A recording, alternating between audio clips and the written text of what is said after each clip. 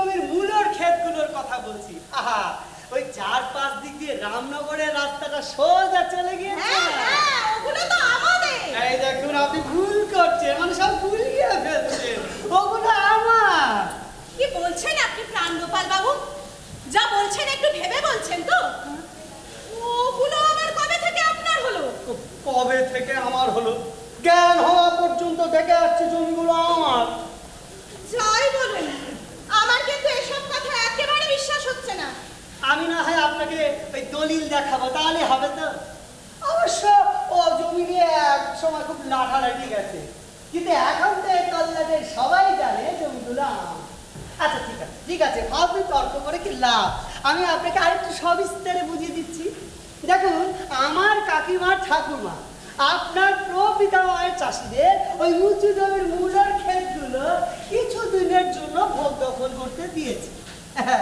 তো তার জন্য অবশ্য আমার কাকিমার ঠাকুমাকে আপনার প্রপিতামহের চাষিদের বছরে 4-5 করে ইট দেবার কথা ছিল।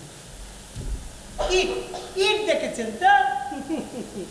ক্রমাগত 40 বছর ধরে ভোগ দখল করার ফলে আপনার প্রপিতামহ চাষিরা ধরে নিল জমিগুলো তাদের।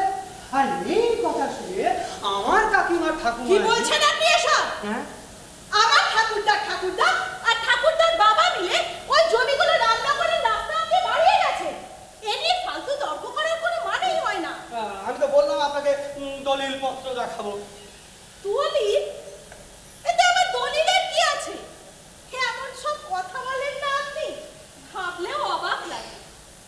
আজ 300 বছর ধরে আমরা ওই জমিগুলো ভোগ দখল করে আসছি, আজ আপনি হঠাৎ বলে বসলেন জমিগুলো আমাদের নয় আপনার।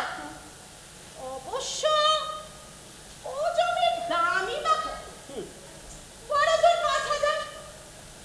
কিন্তু ব্যাপারটা কি জানেন? অন্যায় আমি দু চোখে সহ্য করতে পারি না। সে আপনি যাই বলুন না কেন, অন্যায় আমি দু চোখে সহ্য করতে পারি না। আপনি আমার কথাটা তো শেষ করতে দেবেন।